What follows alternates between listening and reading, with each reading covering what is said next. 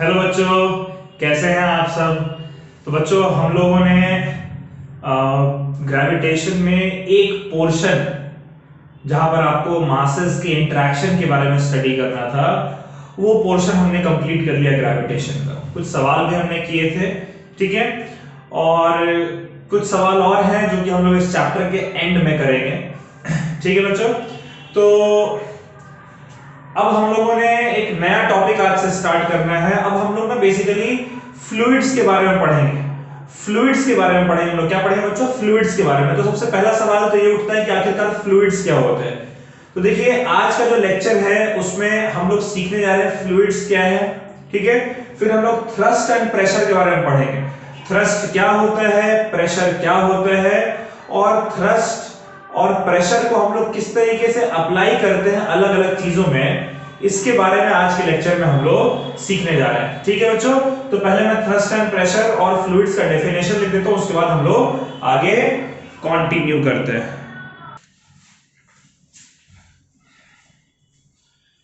ठीक है बच्चों, तो हम लोग अब बेसिकली फ्लूइड्स के बारे में पढ़ने जा रहे हैं। तो पहला सवाल तो ये उठता है आखिरकार फ्लूइड्स होते क्या हैं। तो देखिए कोई भी ऐसी चीज जो कि फ्लो कर सके, ठीक है, मूव नहीं, फ्लो कर सके। Anything which can flow is known as fluids. आप जानते हैं कि कोई भी आप लिक्विड उठाकर देख लीजिए बच्चों, वो लिक्विड जो है फ्लो कर सकता है, राइट। और उसी तरीके से कोई भी गैस आप उठाकर देख लीजिए, वो भी फ्लो कर सकता है। तो कोई भी ऐसी चीज जो कि फ्लो कर सके उसे हम लोग फ्लूइड कहते हैं। Liquids can also flow and gases can also flow, इसलिए हम लोग लिक्विड और गैस दोनों को ही फ्लूइड्स कहते हैं, ठीक है। तो मैंने डेफिनेशन लिखा है, anything which can flow is known as fluids, liquid and gases can flow and hence are fluids, ठीक है। कोई भी ऐसी चीज जो फ्लो कर सके उसको फ्लूइड कहते हैं, जो कि लिक्विड भी फ्लो कर सकता है, गैसेस भी फ्लो कर सकते हैं, इसलिए इन्हें हम लोग फ्लूइड कहते हैं, ठीक है। अब देखिए आज का जो हमारा टॉपिक है वो है थ्रस्ट एंड प्रेशर।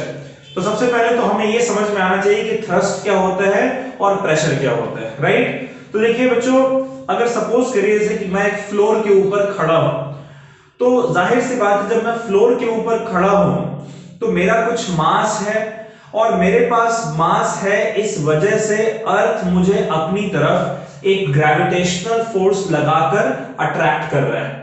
तो अर्थ मेरे ऊपर जितना ग्रेविटेशनल फोर्स लगाएगा वो मेरा वेट होगा अर्थ के ऊपर बच्चों। तो अर्थ जब मेरे ऊपर एक ग्रेविटेशनल फोर्स लगा रहा है नीचे की तरफ, तो मैं जिस फ्लोर पर खड़ा हूं उस फ्लोर को मैं नीचे की तरफ दबाऊंगा, तो न्यूटन के थर्ड लॉ ऑफ मोशन के अकॉर्डिंग इस फ्लोर को पलटकर मेरे ऊपर उतना ही फोर्स ऊपर की तरफ लगाना चाहिए, ठीक है। अब देखिए मैं इस सरफेस पर चूंकि परपेंडिकुलर खड़ा हूं, इसलिए मैंने भी परपेंडिकुलर फोर्स लगाया, तो मेरे ऊपर इस सरफेस की वजह से, फ्लोर की वजह से ऊपर की तरफ परपेंडिकुलर फोर्स लगेगा।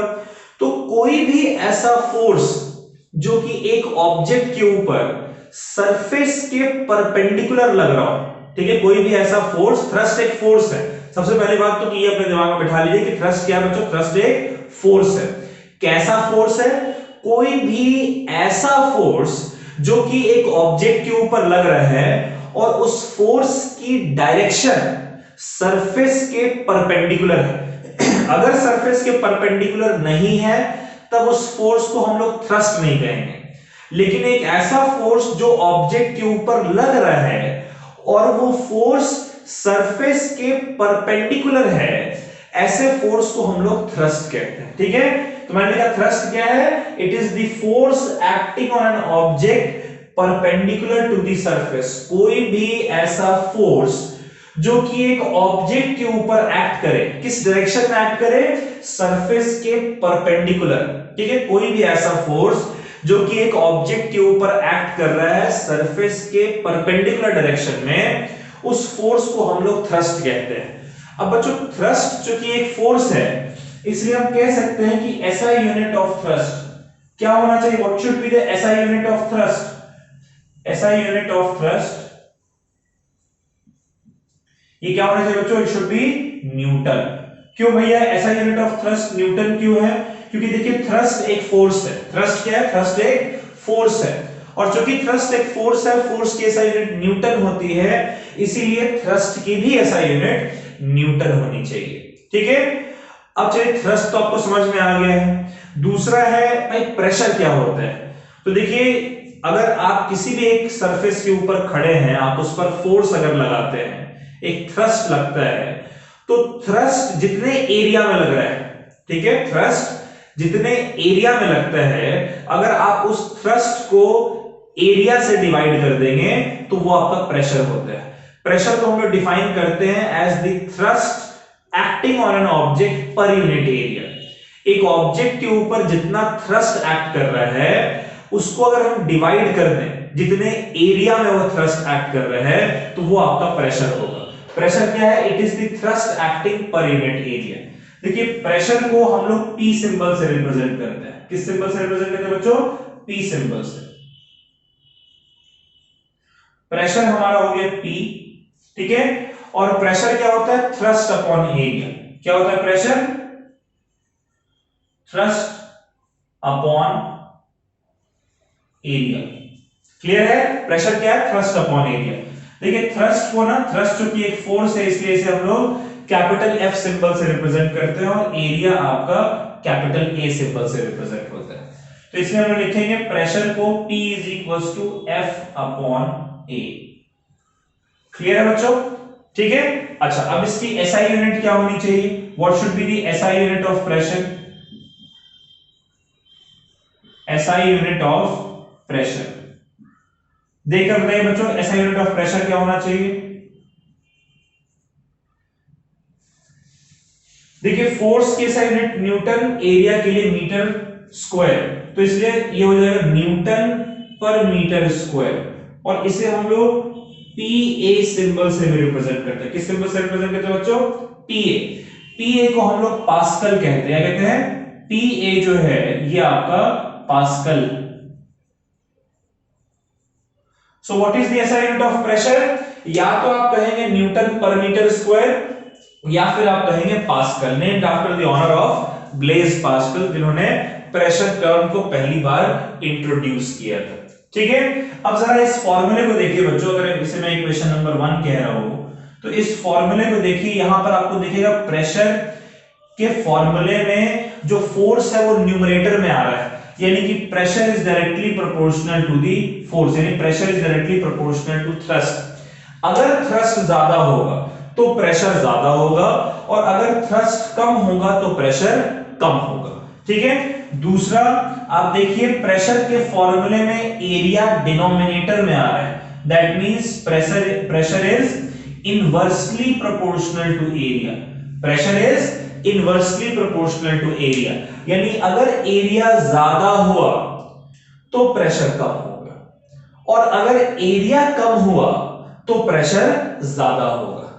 प्रेशर फोर्स के डायरेक्टली प्रोपोर्शनल है, यानी थ्रस्ट के डायरेक्टली प्रोपोर्शनल है, और यही प्रेशर एरिया के इनवर्सली प्रोपोर्शनल है। थ्रस्ट ज्यादा तो प्रेशर ज्यादा, थ्रस्ट कम तो प्रेशर कम।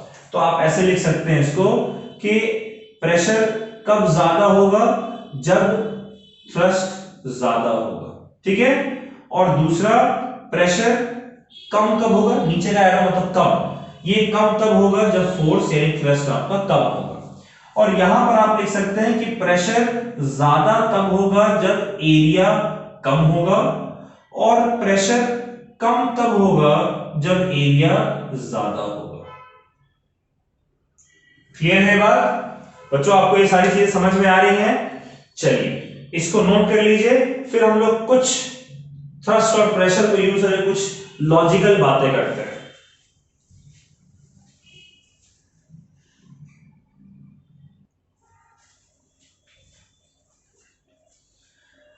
अच्छा बच्चों, कुछ 3-4 सवाल हैं, उनके आंसर्स हम लोग ढूंढेंगे। ठीक है। एक तो ये बच्चों कि अगर आप डेजर्ट में जाते हैं और वहां पर अगर आप रेत के ऊपर चलते हैं, तो आपके जो पैर है, जो फुट है, वो उस रेत में ना नीचे की तरफ धंस जाता है, होता है ऐसा, ठीक है। आप चलते हैं वो धंस जाता है, फिर आपको पैर को उठाना पड़ता है, इसलिए ज्यादा मशक्कत लगती है आपको डेजर्ट में मूव करने में, राइट। लेकिन कैमल उस डेजर्ट में बहुत आराम से, बहुत प्यार से चलता है, उसके जो पैर हैं वो नीचे की तरफ नहीं धंसते हैं, ऐसा क्यों? ठीक है, पहला सवाल। दूसरा सवाल ये है कि जो साइकिल है, साइकिल के जो टायर्स हैं वो बहुत पतले होते हैं, लेकिन ट्रक एंड बसेस के जो टायर्स होते हैं वो बहुत ब्रॉड होते हैं, वाइड होते हैं, ऐसा क्यों?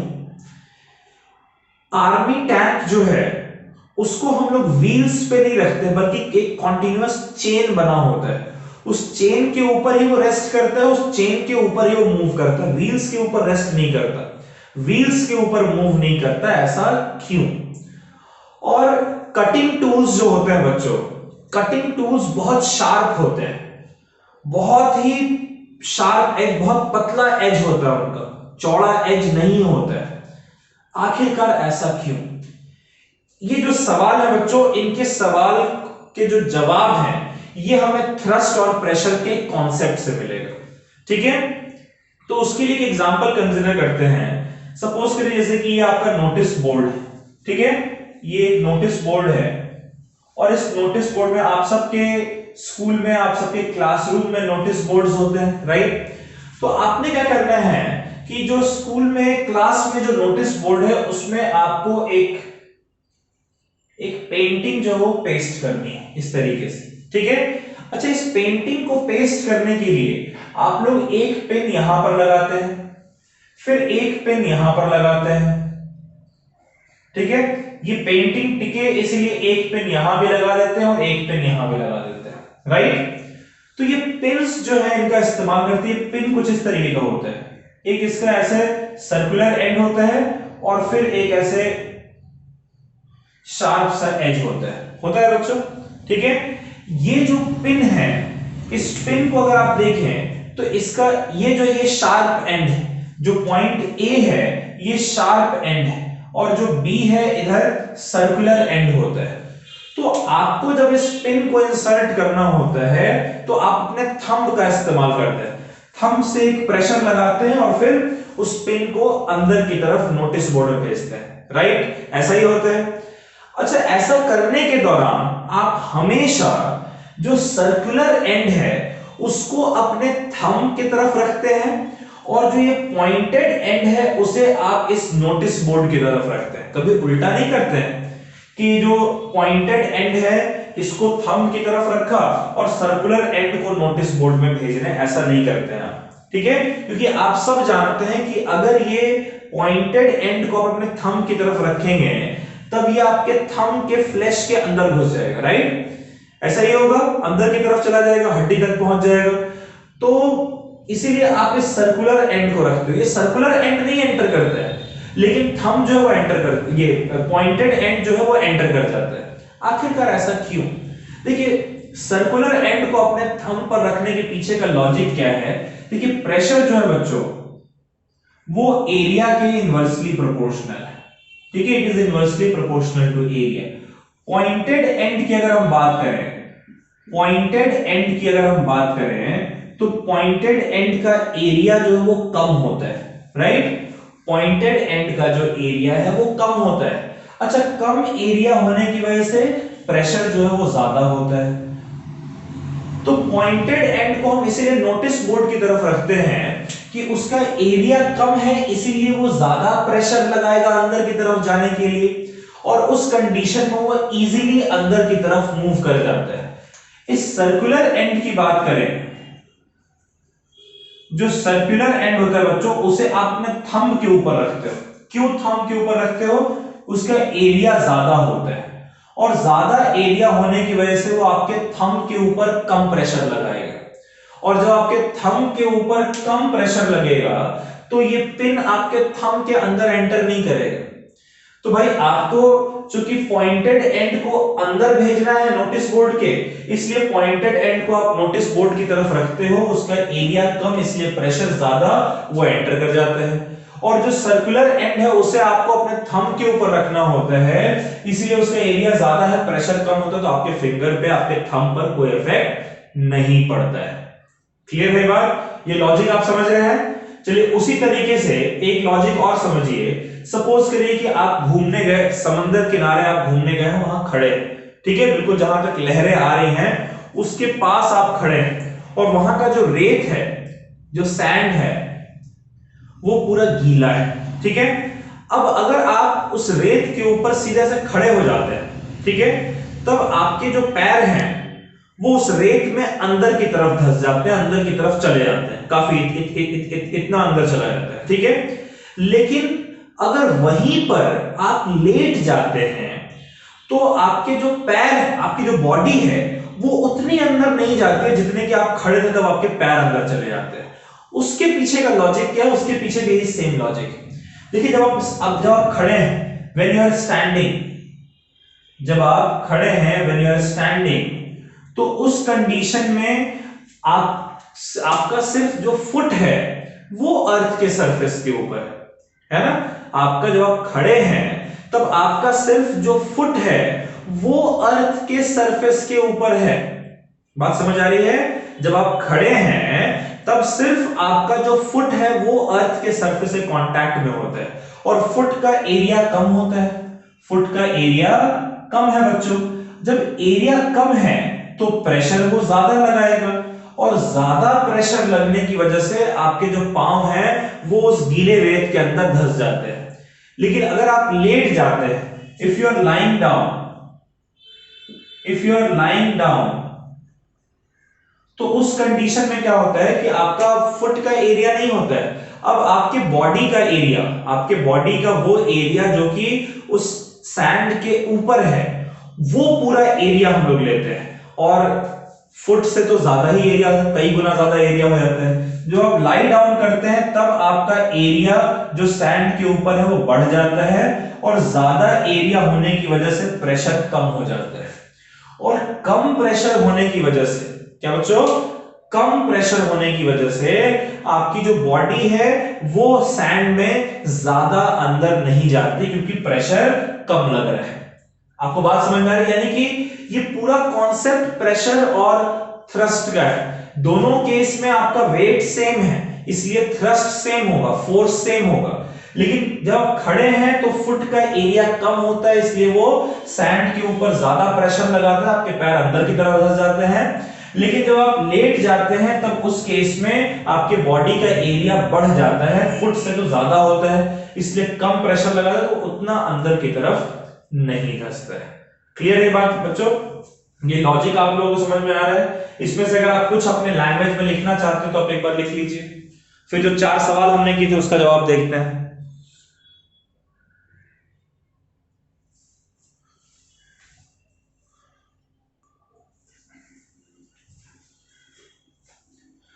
तो बच्चों पहला सवाल जो हमने किया था वो ये था कि भाई हम जब डेजर्ट में चलते तो हमारे पैर जो है वो नीचे की तरफ धंस जाते हैं, लेकिन जो कैमल जब चलता है तो कैमल के पैर नीचे की तरफ नहीं धंसते हैं। ऐसा क्यों? देखिए कैमल का जो फुट होता है बच्चों वो ब्रॉड होता है, पैडेड फुट होता है, वो ब्रॉड होता है। तो 1 फुट का एरिया ठीक ठाक होता है, अच्छा खासा होता है।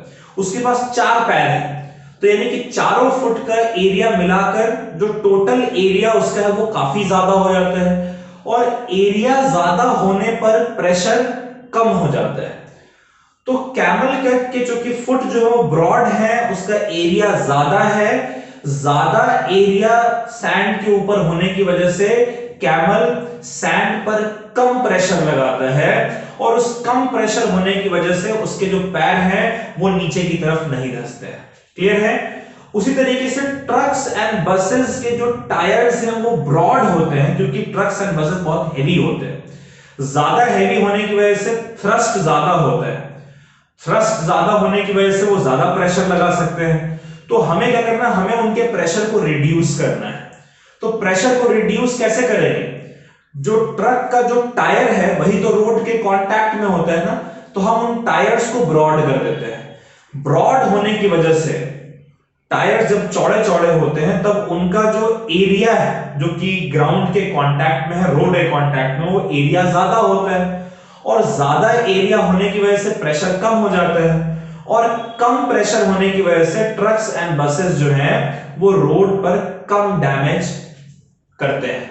ठीक है। तीसरा था कि आर्मी टैंक को हम लोग कॉन्टिन्यूअस चेन के ऊपर क्यों रेस्ट कराते हैं, व्हील्स के ऊपर क्यों नहीं? देखिए व्हील्स के ऊपर अगर रेस्ट कराएंगे तो उसका एरिया कम होगा, वो रोड के ऊपर ज्यादा प्रेशर लगाएगा, और कॉन्टिन्यूअस चेन के ऊपर रेस्ट कराने पर चेन का एरिया ज्यादा हो जाएगा, इसलिए वो प्रेशर कम लगाएगा। अब आर्मी टैंक बहुत भारी होता है, तो अगर आप उसको रोड पर रखेंगे ना व्हील्स के साथ, तो वो वहीं पर रोड को डैमेज कर देगा, या मूव करें तो मूव करते हुए भी रोड को डैमेज करेगा। इसलिए हम उसे कॉन्टिन्यूअस चेन के ऊपर रेस्ट कराते हैं। चेन के ऊपर रेस्ट करने पर उसका एरिया बढ़ जाता है, प्रेशर कम हो जाता है, इसलिए वो कम डैमेज कॉज करता है। ठीक है। और आखिरी सवाल था आपका कटिंग टूल्स का, कि भाई कटिंग टूल्स के जो एजेस हैं वो शार्प क्यों होते हैं? देखिए कटिंग टूल्स का इस्तेमाल हम लोग चीजों को कट करने में, जैसे नाइफ है उससे आपको फल काटने, सब्जियां काटनी, तो कट करने के लिए प्रेशर ज्यादा होना चाहिए, राइट? तभी तो आप किसी चीज को कट कर पाएंगे। तो ज्यादा प्रेशर कब होगा? जब एरिया कम होगा। तो इसीलिए हम लोग कटिंग टूल्स को शार्प बनाते हैं। शार्प बनाने से उसका जो एरिया है वो बहुत कम हो जाता है, और कम एरिया होने की वजह से वो ज्यादा प्रेशर लगाता है फल और सब्जी के ऊपर, और इसलिए वो उनको कट कर देता है। क्लियर? आसानी से कट कर देता है। बच्चों ये लॉजिक समझ में आ रहा है आप लोगों को? आई होप आपको ये लॉजिक समझ में आ रहा है। थ्रस्ट एंड प्रेशर के बारे में हमने आज पढ़ा है। अगले लेक्चर में हम लोग एक स्पेशल, एक अलग तरीके का फोर्स है, फोर्स ऑफ बॉयंसी या फिर बॉयंट फोर्स भी कहते हैं उसको, उस पर चर्चा करेंगे। तो यहां तक का टॉपिक जो है आप लोग पढ़ लीजिएगा, फिर अगले लेक्चर में एक नए टॉपिक के साथ आएंगे। ठीक है बच्चों, चलिए तब तक के लिए bye bye, take care, stay safe, और ग्रेविटेशन वाला पार्ट भी रिवाइज करिएगा, और आज जो पढ़ा है वो भी पढ़ लीजिएगा। ठीक है, बाय।